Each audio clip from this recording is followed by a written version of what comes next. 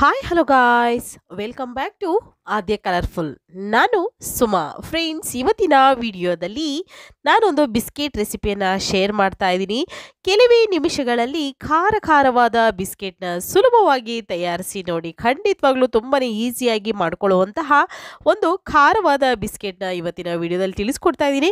Sweet ಬಿಸ್ಕೆಟ್ನ ಸುಮಾರು ನಾನು share ಮಾಡಿದ್ದೀನಿ. ಸೊ ಖಾರ ಬಿಸ್ಕೆಟ್ನ ಖಂಡಿತವಾಗ್ಲೂ ಈ ಒಂದು ವಿಡಿಯೋದಲ್ಲಿ ತಿಳಿಸ್ಕೊಡ್ತಾ ಇದ್ದೀನಿ. ನೀವು ಖಂಡಿತವಾಗ್ಲೂ ಒಮ್ಮೆ ತಯಾರಿಸಿ ಫ್ರೆಂಡ್ಸ್. ಓಕೆ, ಈಗ ಒಂದು ಮಿಕ್ಸಿಂಗ್ ಬೌಲ್ ತೊಗೊಂಡಿದ್ದೀನಿ.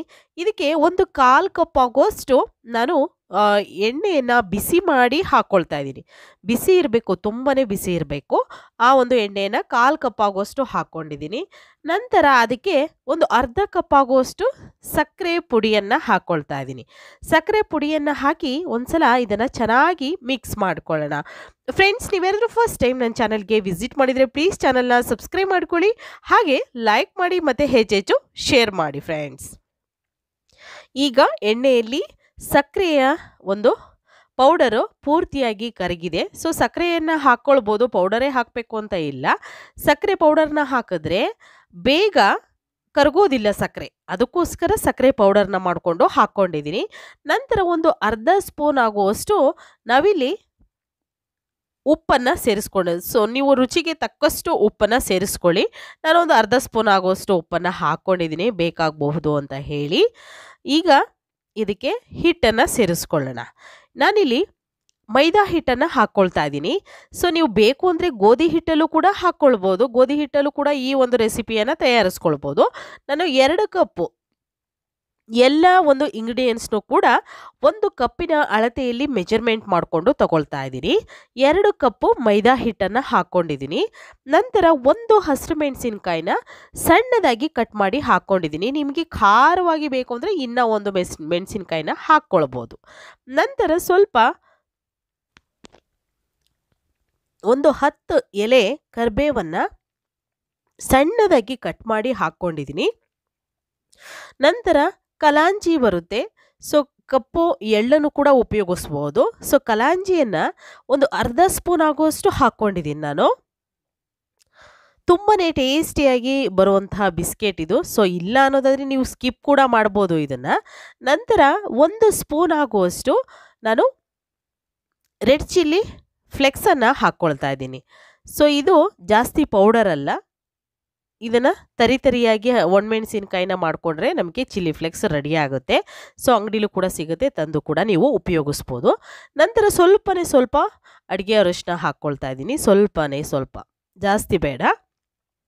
ಉಪ್ಪು ಖಾರ ನೋಡಿಕೊಂಡು ನೀವು ಈ ಒಂದು ಖಾರವನ್ನು ಮಾಡ್ಕೋಬೋದು, ಖಾರವಾದ ಬಿಸ್ಕೆಟನ್ನು ಮಾಡ್ಕೋಬೋದು. ಸೊ ಸ್ವಲ್ಪ ಖಾರ ಕಮ್ಮಿ ಆಗಿದೆ ಅಂತ ಅನ್ನೋದಾದರೆ 1 ಹಸಿರು ಮೆಣಸಿನ್ಕಾಯಿ ಹಾಕ್ಕೊಳ್ಳಿ, ಅಥವಾ ರೆಡ್ ಚಿಲ್ಲಿ ಫ್ಲೇಕ್ಸನ್ನು ಇನ್ನೊಂದು ಸ್ವಲ್ಪ ಹಾಕ್ಕೊಳ್ಳಿ ಫ್ರೆಂಡ್ಸ್, ಏನೂ ಆಗೋದಿಲ್ಲ. ಅಥವಾ ಉಪ್ಪು ಕಮ್ಮಿ ಆಗಿದೆ ಅಂದರೆ ಸ್ವಲ್ಪ ಉಪ್ಪನ್ನು ಸೇರಿಸ್ಕೊಳ್ಳಿ. ಅಥವಾ ಜಾಸ್ತಿ ಆಗಿದೆ ಅಂದರೆ ಸ್ವಲ್ಪ ಹಿಟ್ಟನ್ನು ಹಾಕ್ಕೊಳ್ಳಿ, ಇನ್ನೊಂದು ಅರ್ಧ ಕಪ್ ಆಗೋಷ್ಟು ಹಿಟ್ಟನ್ನು ಸೇರಿಸ್ಕೊಳ್ಳಿ, ಏನೂ ತೊಂದರೆ ಆಗೋದಿಲ್ಲ. ಓಕೆ, ಈಗ ಚೆನ್ನಾಗಿ ಮಿಕ್ಸ್ ಮಾಡ್ಕೊಳ್ತಾ ಇದ್ದೀನಿ. ಸೊ ನೋಡ್ಬೋದು, ಈಗ ಸ್ಪೂನಿನ ಸಹಾಯದಿಂದ ಮಿಕ್ಸ್ ಮಾಡ್ಕೊಂಡಾಗಿದೆ.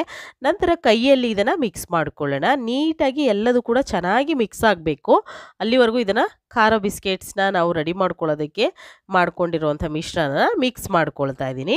ಬೇಕು ಅಂತಂದರೆ ನೀವು ನೀರನ್ನು ಉಪಯೋಗಿಸ್ಬೇಕು ಅಂದರೆ ಫಸ್ಟು ಇದನ್ನು ಹೀಗೆ ಮಿಕ್ಸ್ ಮಾಡ್ಕೊಳ್ಳಿ, ಆಮೇಲೆ ತದನಂತರ ನಾನು ಹೇಳ್ತೀನಿ ನೀರು ಹಾಕ್ಕೊಳ್ಬೇಕು.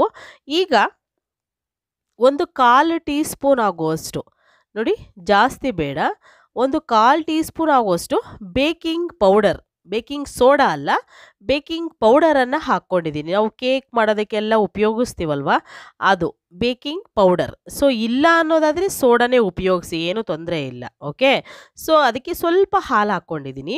ಹಾಲು ಹಾಕಿದ ನಂತರ ಇದನ್ನು ಮಿಕ್ಸ್ ಮಾಡಿಕೊಳ್ಳೋಣ. ನೋಡಿ, ಈಗ ಈ ರೀತಿಯಾಗಿ ಮಿಕ್ಸ್ ಮಾಡ್ಕೊಳ್ತಾ ಇದ್ದೀನಿ. ಮತ್ತು ಇನ್ನೊಂದು ಸ್ವಲ್ಪ ಹಾಲನ್ನು ಹಾಕ್ಕೊಳ್ತಾ ಇದ್ದೀನಿ. ಹಾಲು ನೋಡಿಕೊಂಡು ನೀವು ಇದನ್ನು ಕಲಿಸೋದಕ್ಕೆ ಎಷ್ಟು ಬೇಕೋ ನೋಡಿಕೊಂಡು ಹಾಲನ್ನು ಹಾಕ್ಕೊಳ್ಳಿ. ಹಾಲನ್ನು ಉಪಯೋಗಿಸಿ ನೀವು ಹಿಟ್ಟನ್ನು ಕಲಿಸ್ಕೊಂಡ್ರೆ ಪರ್ಫೆಕ್ಟಾಗಿ ತುಂಬ ಚೆನ್ನಾಗಿ ಕ್ರಿಸ್ಪಿಯಾಗಿ ಬರುತ್ತೆ. ಎಷ್ಟು ಸೂಪರ್ ಇರುತ್ತೆ ಗೊತ್ತಾ ಈ ಬಿಸ್ಕೆಟು. ಒಂದ್ಸಲ ಖಂಡಿತವಾಗ್ಲೂ ತಯಾರಿಸಿ, ನೀವೆಲ್ಲ ಫಿದಾ ಆಗ್ತೀರಾ. ಅಷ್ಟು ಟೇಸ್ಟಿಯಾಗಿರುವಂಥ ಒಂದು ಈಸಿಯಾಗಿರುವಂತಹ ಬಿಸ್ಕೆಟು. ಹಾಗೆ ಇದನ್ನು ನೀವು 2 ರಿಂದ 3 ತಿಂಗಳವರೆಗೂ ಕೂಡ ಸ್ಟೋರ್ ಮಾಡಿ ಇಟ್ಕೊಂಡು ನೀವು ತಿನ್ಬೋದು, ಏನೂ ಕೆಡೋದಿಲ್ಲ, ಅಷ್ಟೇ ಕ್ರಿಸ್ಪಿಯಾಗಿ ಇರುತ್ತೆ.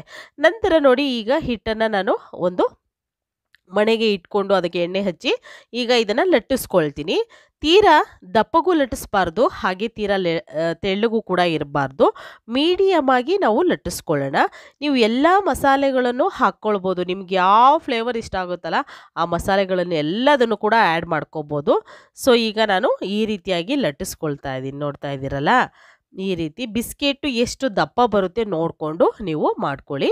ಸೊ ಈಗ ನಾನು ಒಂದು ಫುಡ್ ಕಟರ್ನ ತಗೊಳ್ತೀನಿ. ಸೊ ಫುಡ್ ಕಟರಲ್ಲಿ ಕಟ್ ಮಾಡ್ಕೊಳ್ಳೋಣ. ಈ ರೀತಿಯಾಗಿ ಸ್ವಲ್ಪ ಎಣ್ಣೆ ಹಚ್ಕೊಳ್ತಾ ಇದ್ದೀನಿ ಅದಕ್ಕೆ, ಯಾಕೆಂದರೆ ಅದು ಕಚ್ಕೋಬಾರ್ದು ಅನ್ನೋದಕ್ಕೋಸ್ಕರ ಅಷ್ಟೇ. ನೋಡಿ ಈಗ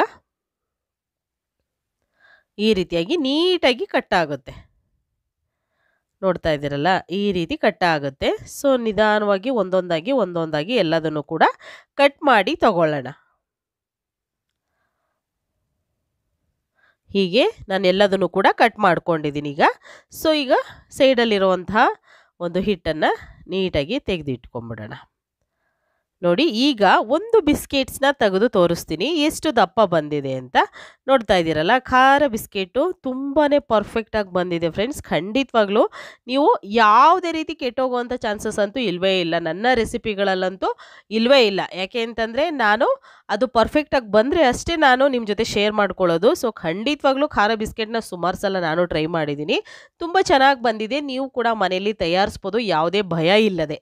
ಓಕೆ, ನೋಡಿ ಇವಾಗ ನಾನು ಅದನ್ನು ಡಿಸೈನ್ ಮಾಡ್ಕೊಳ್ತಾ ಇದ್ದೀನಿ. ಹಾಗೆ ಬೇಕಿದ್ರೆ ಎಣ್ಣೆಯಲ್ಲಿ ನೀವು ಹಾಕ್ಕೊಳ್ಬೋದು, ಇಲ್ಲ ಅನ್ನೋದಾದರೆ ನೀವು ನಿಮಗೆ ಯಾವುದು ಡಿಸೈನ್ ಇಷ್ಟ ಆಗುತ್ತಲ್ಲ ಸೊ ಆ ಡಿಸೈನ್ನ ಮಾಡ್ಕೋಬೋದು, ಏನು ಸಮಸ್ಯೆ ಇಲ್ಲ. ನಂತರ ಎಣ್ಣೆ ಕಾಯೋದಕ್ಕೆ ಆಲ್ರೆಡಿ ಇಟ್ಟಿದ್ದೆ. ಈಗ ಒಂದೊಂದಾಗಿ ಬಿಸ್ಕೆಟ್ಸ್ನ ನಾವು ಎಣ್ಣೆಯಲ್ಲಿ ಫ್ರೈ ಮಾಡ್ಕೊಳ್ಳೋಣ. ನೋಡಿ ಎರಡೂ ಸೈಡ್ ಕೂಡ ಸ್ವಲ್ಪ ಗೋಲ್ಡನ್ ಕಲರ್ ಬರಬೇಕು, ಅಲ್ಲಿವರೆಗೂ ನಾವು ಸ್ಟವ್ನ ಲೋ ಫ್ಲೇಮಲ್ಲೇ ಇಟ್ಕೋಬೇಕು. ನಂತರ ನಾವು ಕಲರ್ ಚೇಂಜ್ ಆಗಬೇಕು, ನಮಗೆ ಪರ್ಫೆಕ್ಟ್ ಆಗಿರೋವಂಥ ಕಲರ್ ಬರಬೇಕು. ಒಂದು 2 ರಿಂದ 3 ಸಲ ಟರ್ನ್ ಮಾಡಿ ನೀವು ಎರಡೂ ಸೈಡ್ ಕೂಡ ಕಲರ್ ಚೇಂಜ್ ಆಗೋ ಹಾಗೆ ಫ್ರೈ ಮಾಡ್ಕೊಳ್ಳಿ. ಖಂಡಿತವಾಗ್ಲೂ ತುಂಬಾ ಚೆನ್ನಾಗಿ ಬರುತ್ತೆ. ನೋಡಿ ಈ ರೀತಿಯಾಗಿ ಆಗಿದೆ ಅಲ್ಲ. ಸೊ ಈಗ ಮತ್ತೆ ಟರ್ನ್ ಮಾಡಿಕೊಂಡು ತಗೊಳ್ತಾ ಇದ್ದೀನಿ. ಈ ರೀತಿ ನಮಗೆ ಗೋಲ್ಡನ್ ಕಲರ್ ಬರಬೇಕು ಎಲ್ಲದೂ ಕೂಡ, ಅಲ್ಲಿವರೆಗೂ ನಾವು ಫ್ರೈ ಮಾಡ್ಕೊಳ್ಳೋಣ. ಸೊ ನೋಡ್ಬೋದು ಈಗ ತುಂಬಾ ಈಸಿಯಾಗಿ ಟೇಸ್ಟಿಯಾಗಿ ಖಾರವಾದ ಬಿಸ್ಕೆಟ್ ರೆಡಿಯಾಗಿದೆ. ಈ ಸ್ಪೈಸಿ ಬಿಸ್ಕೆಟ್ನ ಖಂಡಿತವಾಗ್ಲೂ ಒಂದು ಸಲ ತಯಾರಿಸಿ ಫ್ರೆಂಡ್ಸ್, ನೀವು ಕೂಡ ತುಂಬಾ ಇಷ್ಟಪಡ್ತೀರಾ, ಏಕೆಂದರೆ ಅಷ್ಟು ಚೆನ್ನಾಗಿರುತ್ತೆ ಈ ಒಂದು ಬಿಸ್ಕೆಟು. ಈಗ ಬೇಕ್ರಿಯಲ್ಲಿ ಹೋಗಿ ನಾವು ತರೋದಕ್ಕಿಂತ ಮನೆಯಲ್ಲಿಯೇ ಈ ಥರ ಬಿಸ್ಕೆಟ್ನ ಮಾಡಿ ಮಕ್ಕಳಿಗೆ ಕೊಟ್ಟರೆ ಖಂಡಿತ ಎಲ್ಲರೂ ಕೂಡ ತುಂಬಾ ಇಷ್ಟಪಟ್ಟು ತಿಂತಾರೆ ಅಂತಲೇ ಹೇಳ್ಬೋದು. ಈಗ ಆಗಿರೋಂಥ ಬಿಸ್ಕೆಟ್ಸ್ನೆಲ್ಲ ನಾನು ಒಂದು ಟಿಶ್ಯೂಗೆ ನಾನು ತೆಗೆದಿಟ್ಕೊಳ್ತೀನಿ. ಸೊ ನೋಡ್ಬೋದು ನೀವು ಈ ರೀತಿ ಆಗಿದೆ. ಈಗ ಅದನ್ನು ಒಂದು ಟಿಶ್ಯೂ ಪೇಪರಿಗೆ ತೆಗೆದಿಟ್ಕೊಳ್ಳೋಣ. ನಂತರ ಒಂದು ತಟ್ಟೆಗೆ ನಾನು ಸರ್ವ್ ಮಾಡ್ಕೊಳ್ತಾ ಇದ್ದೀನಿ. ಗರಿಗರಿಯಾಗಿರುವಂತಹ ಸ್ಪೈಸಿ ಬಿಸ್ಕೆಟ್ ಅಥವಾ ಖಾರ ಬಿಸ್ಕೆಟ್ ರೆಡಿಯಾಗಿದೆ. ನೀವು ಕೂಡ ಮನೆಯಲ್ಲಿ ತಯಾರಿಸಿ ಹೇಗೆ ಬಂತು ಅಂತ ತಪ್ಪದೆ ಕಾಮೆಂಟ್ ಸೆಕ್ಷನಲ್ಲಿ ತಿಳಿಸಿ. ಇವತ್ತಿನ ವಿಡಿಯೋ ಸ್ವಲ್ಪನಾದರೂ ಇಷ್ಟ ಆಗಿದ್ರೆ ಚಾನಲ್ನ ಸಬ್ಸ್ಕ್ರೈಬ್ ಮಾಡ್ಕೊಳ್ಳಿ ಫ್ರೆಂಡ್ಸ್, ಹಾಗೆ ಲೈಕ್ ಮಾಡಿ ಮತ್ತು ಹೆಚ್ಚೆಚ್ಚು ಶೇರ್ ಮಾಡೋದಂತೂ ಮರಿಲೇಬೇಡಿ. ಓಕೆ, ಸೊ ಇವತ್ತಿನ ವಿಡಿಯೋನ ಇಲ್ಲಿಗೆ ಮುಗಿಸ್ತಾ ಇದ್ದೀನಿ ನಾನು. ಮತ್ತೆ ಇನ್ನೊಂದು ಹೊಸ ವಿಡಿಯೋ ಜೊತೆ ಬರ್ತೀನಿ ಫ್ರೆಂಡ್ಸ್. ಅಲ್ಲಿವರೆಗೂ ನಿಮ್ಗೆಲ್ಲರಿಗೂ ಕೂಡ ಧನ್ಯವಾದಗಳನ್ನು ತಿಳಿಸ್ತಾ ಇದ್ದೀನಿ. Thank you so much. Bye, see you.